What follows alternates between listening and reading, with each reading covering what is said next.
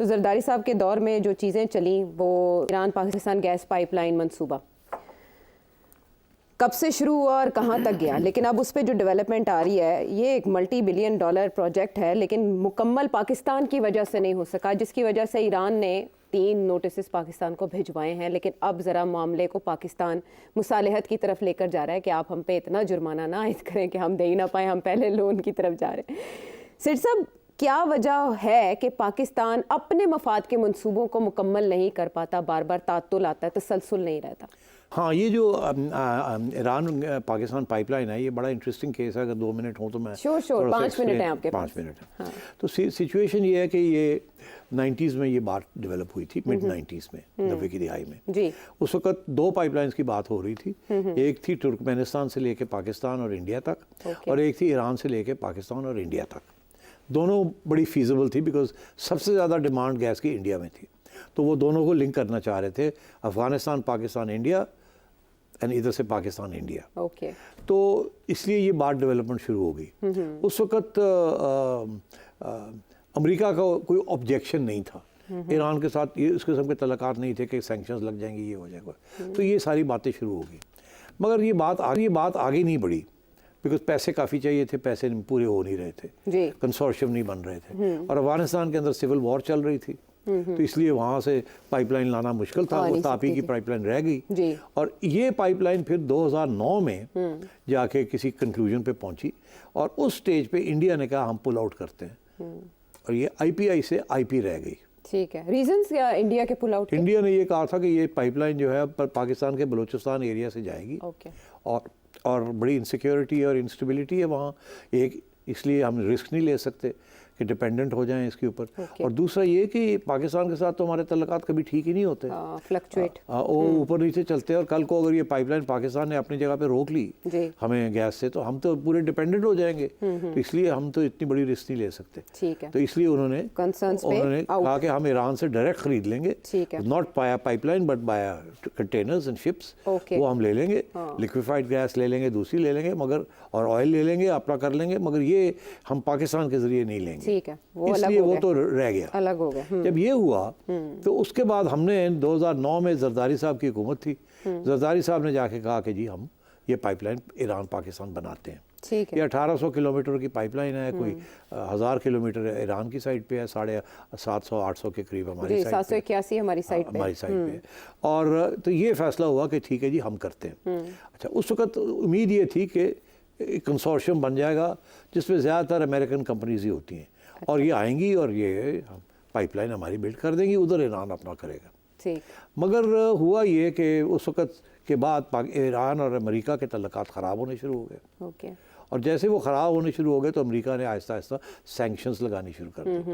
اور امریکہ نے کہا کہ جو بھی بندہ اب پاکستان کو یہ کہا کہ اگر آپ یہ پائپ لائن بنائیں گے تو ہم آپ پہ سینکشنز لگا دیں گے. یہاں تک کہ ہمیں یہ کہا کہ آپ تیل بھی نہیں خرید سکتے ایران سے، آپ تیل بھی نہیں خرید سکتے ایران سے. سینکشنز لگنی شروع ہو گئی ان ڈیو کورس. اب زرداری صاحب یہ سائن کر بیٹھے تھے کہ اس کو آگے بڑھانا ہے. تو پھر یہ 2013 میں پھر اس کے اوپر کارکردگی ہوئی، کام ہوا، اور کچھ پاکستانیوں نے کہا کہ اس کو امینڈ کریں، یہ کریں، وہ کریں. اور 2019 میں جب عمران خان صاحب تھے تو انہوں نے پھر جا کے ایک حماقت کی، اور جا کے انہوں نے پھر سے ری نیگوشیٹ کر کے اور انگوٹھے لگانے شروع کر دیے. ری نیگوشیٹ وہ جی کہ پہلے ہی انہوں نے کوشش کی کہ کسی طریقے سے نکل جائے، کھسک جائے. اور اس کے بعد پھر انہوں نے پکڑ لیا اور یہاں سے کہا تم نہیں نکل سکتے، ہم تو یہ کر دیں گے، وہ کر دیں گے. تو انہوں نے کہا کہ چلو ٹائم بائے کرتے ہیں، امریکہ کے ساتھ تعلقات کسی وقت ٹھیک ہو جائیں گے، ایران کے، امریکہ کے، یا ہمارے اور امریکہ کے، تو کوئی پرابلم نہیں، ابھی تو اس کو بات کو آگے چلاتے ہیں. تو انہوں نے بات آگے چلانے کے لیے اور وہ پینلٹی سے بچنے کے لیے 1-2 اور سگنیچرز کر دیے. اب وہ گلے پڑ گیا، وہ وقت آ گیا، وہ ایرانینز کہہ رہے ہیں کہ بہت مذاق ہو گیا، 18 ارب ڈالرز کہہ رہے ہیں پینلٹی دیں. وہ کہتے ہیں کہ اب آپ شروع کرو، نہیں تو ہم لے جا رہے ہیں. انہوں نے انٹرنیشنل کنسلٹنٹس کو چیک کیا ہے، انہوں نے آگے ان کو کہا کہ یہ تو صحیح ہے، پینلٹی تو پڑ جائے گی. اب ابھی یہ ریکو دک سے ہٹے ہیں، جہاں آپ کو پتہ ہے کتنے ارب डॉलर्स की इनको डज लगी है। 7 अरब डॉलर्स की देनी पड़ गए, मगर वो फिर जाके बना तो था 12-15 अरब डॉलर का खाता, और वो भी ये हार गए थे। फिर ये नेगोशिएशन में गए, रोने धोने किए, माफिया मांगी, IMF को कहा बचाओ, अमेरिका को वो बचाओ, नहीं तो ये तो उड़ गई थी, सारा मुल्क उड़ गया था। और वो एक जज साहब इफ्तिखार चौधरी साहब की वजह से हमाकत हुई जी थी। लेकिन बात ये है कि वो तो नहीं आते कटहरे में, किरदार पाकिस्तानी कौम भरती है तो जो भी अब महंगाई होती ये है कि ये अब फंस गए हम जी। अब ये फिर टाइम गेन कर रहे हैं। अब ये कह रहे हैं, हाँ अब ये कह रहे हैं जी कि हम शुरू कर लेंगे, हम पहले गवादर तक लेके आएंगे, और इन्होंने साथ साथ गवादर 80 किलोमीटर फ्रॉम ईरान, और बाद में फिर इसको एक्सटेंड करेंगे, और जिसकी ये खुश करने की कोशिश कर रहे हैं कि हम शुरू कर रहे हैं। अब मगर इन्होंने साथ साथ अमेरिका को भी अप्लाई कर दिया है कि जी, ये निगरानों ने किया है ना, निगरानों ने कर दिया। और आने वाली अब गवर्नमेंट निगरान साहब और को गया मार गए, ठीक है ना। अब वो जो नई गवर्नमेंट आएगी और इतने गले पानी चढ़े होएगा, गैस चढ़ी होएगी कि उनको बनाओ, और अगर कोई गड़बड़ हुई, इन्होंने बनानी शुरू की तो अमेरिका ने हाँ ना ऐसे किया तो IMF भाग जाएगी। एक बात बताएं, अमेरिका पाकिस्तान के लिए इतना ज़रूरी क्यों है, गले का फंदा क्यों है, जब इराक के लिए नहीं है, जब तुर्की के लिए नहीं है, इंडिया के लिए नहीं है, जापान और चीन के लिए नहीं है, पाकिस्तान के लिए क्यों? बिल्कुल इसलिए कोई पाकिस्तान की ज़रूरत ही नहीं है उनको। अब उनको आपकी ज़रूरत थी अफ़गानिस्तान के लिए। अफ़गानिस्तान आपने तो बड़ी खुशी का इजहार किया था जब उनकी पिटाई हुई थी अफ़गानिस्तान में। 20 साल आपने उनके 20 अरब डॉलर लेके और आपने तालिबान को पाला, और फिर अमेरिका के ख़िलाफ़ छोड़ दिया कि पै जाओ, और जब वो उनको मार मार के तालिबान ने निकाला तो आपने कहा गुलामी की जंजीरें, आपने कहा गुलामी की, खान साहब ने कहा गुलाम, और ऐसी नहीं तैसी।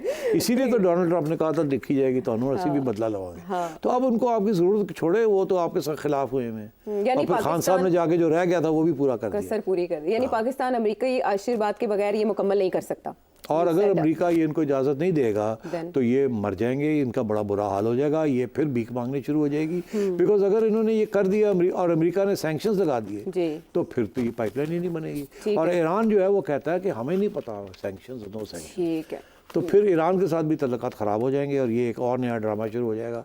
और आप सोचें रेकोडिक से कितनी मुश्किल से हम निकले हैं, $6 बिलियन की हमें डज पड़ी है, और सारी की सारी माइंस हमने दे दी, और IMF के होते हुए पाकिस्तान ये काम कंटिन्यू भी नहीं कर सकता, बड़ा मुश्किल है। तो अब जो अगली गवर्नमेंट आएगी ना तो उस फंदा यहाँ पहले से बिल्कुल फंदा होगा, और वो गैस यहाँ तक आई होगी, जो मुआहदा है वो ही गले पड़ेगा। वापस आते हैं ब्रेक के बाद।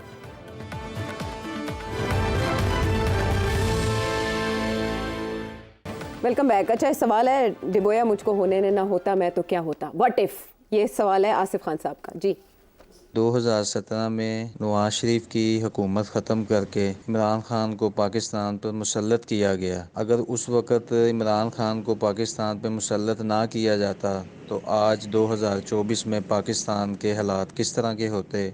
देखिए मुस्लिम लीग का तो ये बयानिया है, मियाँ साहब तो पता नहीं 100 दफ़ा कह चुके हैं मुझे क्यों निकाला, पहली बात, और ये कि अगर ना निकालते तो अब बड़ी खुशहाली होती, ये उनका बयानिया है।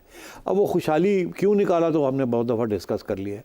खुशहाली कैसे होती या नहीं होती, इसके भी दो पहलू हैं।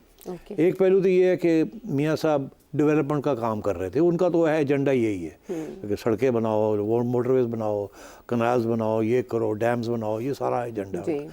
मगर पैसे जिसे कहते हैं ना, जो उन्हें कहते हैं दाने मुकते पैसे, ठीक है, और कर्जे लेने पड़ रहे थे। अच्छा। और मियाँ साहब के ज़माने में ठीक ठाक कर्जे लिए गए, जो कि ये नहीं कि थोड़े कर्जे थे, काफ़ी कर्जे लिए गए, और स्पेशली सिपैक के लिए, जो कि आजकल अब हमारे गले पड़े हुए हैं।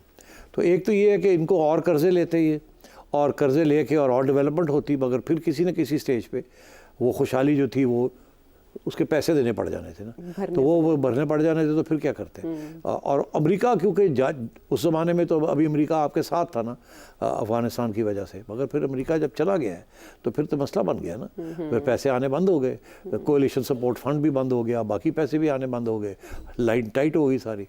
तो एक मोमेंटम ज़रूर था इकॉनमी का, और वो मोमेंटम ज़रूर जारी रहता, मगर उसके जो मसाइल बनने आ रहे थे बाद में वो शायद आज जाके फिर भुगतने पड़ते कि जी इमरान खान साहब जब आ गए तो वो जो कुछ हो भी रहा था वो भी बंद हो गया, और कर्जे और फजूल किस्म की खर्चियाँ शुरू हो गई, और कर्जे और लेने शुरू कर दिए, और कोई डेवलपमेंट नहीं हुई। लेकिन वो कह रहे हैं जाते जाते हम अच्छी सतह पर छोड़ के गए, इक्तिसादियात को अच्छे इंडिकेटर्स थे। नहीं, कोई नहीं, وہ دیکھیے نا خان صاحب کی بدقسمتی یہ ہے کہ کووڈ ہو گیا ان کے کووڈ زمانے میں، 2019 جس کی وجہ سے پھر کافی نقصان ہوا، تو وہ بھی کچھ بدقسمتی تھی۔ ٹھیک 2 سال اس کے بعد وہ اکنامک گروتھ ریٹ گر گیا، ٹیکسز نہیں کلیکٹ ہوئے، معیشت بیٹھ گئی، and so on and so forth. ٹھیک ہے، تو یعنی یہ اس قسم کی سچویشن تھی۔ بہت سے فیکٹرز یعنی کہ انوالوڈ ہوتے ہیں سچویشنز میں، جن کو کرنا چاہیے جب انالیسز ہو رہا ہوتا ہے۔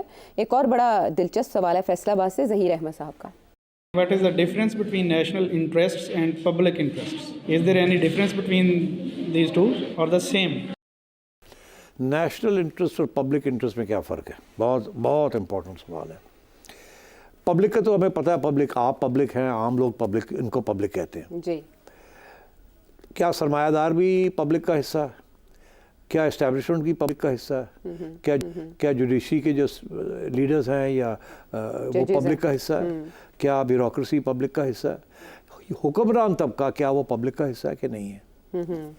تو پبلک سے جب ہم بات کرتے ہیں تو عام عوام کی بات کرتے ہیں کہ وہ پبلک ہے۔ جی، جب آپ نیشنل کی بات کرتے ہیں تو کرنی تو آپ کو چاہیے سب کی، جی، جس کے اندر پبلک کی بھی انٹرسٹ ہو جی، اور یہ جو ہمارے حکمران طبقہ ہے ان کے بھی انٹرسٹ ہو، ان ٹوٹل یعنی ان کہ ٹوٹل۔ وہ صرف ایک صورت میں ہوتا ہے، جب جنگ ہو رہی ہوتی ہے۔ جب آپ کسی ملک کے ساتھ جنگ کر رہے ہوتے ہیں نا، تو ساری قوم اور ادارے اکٹھے ہو جاتے ہیں، اس کو کہتے ہیں نیشنل۔ اوکے، تو جب جنگ کر رہے ہوتے ہیں تو ایک صفحے پہ ہو کے سب جنگ کرتے ہیں اکٹھے، تو that is the national interest. کیونکہ وہ سروائیول کا معاملہ ہوتا ہے، لیکن اب کیا ہے، اکانومی سروائیول کا معاملہ نہیں ہے۔ اچھا، اب اکانومی کیا ہے؟ جی، یہی تو ایشو ہے۔ ایشو یہ ہے کہ اس وقت جس کو ہم کہتے ہیں کہ یہ نیشنل انٹرسٹ میں ہم اقدامات کر رہے ہیں اکانومی ہے، کیا یہ اس سے پبلک کے کوئی انٹرسٹ ہے اس میں کہ نہیں ہے؟ بتائیں۔ بات یہ ہے کہ اگر تو پبلک کو اس میں سے کچھ ملے گا، یہ جو سخت اقدامات ہونے جا رہے ہیں، تو پھر تو آپ کہہ سکتے ہیں کہ یہ نیشنل انٹرسٹ ہے۔ مگر اگر اس میں صرف حکمران طبقے کو اس کا امپیکٹ ہوگا اور اچھا ان کے لیے کوئی برا نہیں ہوگا، برا جو ہے وہ عوام کے لیے ہوگا، تو پھر یہ نیشنل انٹرسٹ نہیں ہوگا۔ یہ پھر یہ جو ہونے جا رہا ہے یہ پبلک کے خلاف ہونے جا رہا ہے۔ اس کو یہ کہنا کہ یہ نیشنل انٹرسٹ ہے، یہ میں سمجھتا ہوں غلط بات ہے۔ البتہ نیشنل انٹرسٹ ایک صورت میں ہے کہ اگر ہم کچھ اقدامات نہیں کرتے جو آئی ایم ایف کہہ رہا ہے، تو آئی ایم ایف پیسے نہیں دے گا، اگر پیسے نہیں دے گا تو ڈیفالٹ ہو جائے گا، ڈیفالٹ ہو جائے گا تو سارے لگے جاؤں گے، بالکل نیشنل انسٹیٹیوشنز بھی لگی جائیں گی، ان کو بھی پیسے نہیں ملیں گے چلنے کے لیے، اور عام عوام اور دب جائے گی۔ تو اس سچویشن میں اس کو نیشنل انٹرسٹ آپ کہہ سکتے ہیں۔ مگر سوال یہ ہے کہ کیا آپ جو اقدامات کرنے جا رہے ہیں یہ اس کا بوجھ کس کے اوپر پڑے گا؟ اگر تو بوجھ حکمران طبقے کے اوپر پڑتا ہے تو پھر اس کو آپ کہہ سکتے ہیں کہ حکمران طبقے نے سیکریفائس کی ہے، قربانی کی ہے، تاکہ پبلک کے اوپر اتنا بوجھ نہ پڑے۔ ٹھیک، کیونکہ حکمران طبقہ تو امیر ہے نا، کھاتا ہے، پیتا ہے، کر بھی سکتے ہیں، ویلتھ ٹیکس لگائیں ان پہ، اور وہ بہت کچھ کر سکتے ہیں، جیبیں کھولے نا تھوڑی بہت، خزانے اپنے سارا عوام کے اوپر کیوں بوجھ ڈال رہے ہیں؟ تو یا تو پھر میں اس کو کہوں گا کہ یہ نیشنل انٹرسٹ میں ہو رہا ہے۔ یہ کہنا کہ اگر ہم یہ نہیں کریں گے تو ڈیفالٹ ہو جائے گا تو سارے مارے جائیں گے، وہ اپنی جگہ پہ۔ مگر بات یہ ہے کہ آپ اگر یہ کرنے جا رہے ہیں تو مہربانی کریں اس کو ٹرو نیشنل انٹرسٹ کریں، پبلک کے اوپر بوجھ نہ ڈالیں، اکراس دا بورڈ اپنے اوپر بوجھ ڈالیں، اپنی جیب کاٹے۔ آپ نے 70 سال عیاشی کی ہے، لوٹ مار کی ہے سارے اداروں نے، سب نے، اور عوام کو کچھ نہیں ملا۔ کیا ملا عوام کو؟ آپ سارے سوشل انڈیکیٹرز دیکھ لیں، عوام کو کچھ نہیں ملا، بلکہ عوام کو کہا جاتا ہے قربانی دیں۔ اچھا، اور عوام قربانی کس چیز کی دے؟ وہ تو آلریڈی پیٹ کاٹ چکے ہیں ان کا۔ تو اس لیے میں یہ سمجھتا ہوں کہ آج جو ڈیبیٹ ہو رہی ہے اور یہ نیشنل انٹرسٹ کو ڈیفائن پھر سے کرنے کی ضرورت ہے۔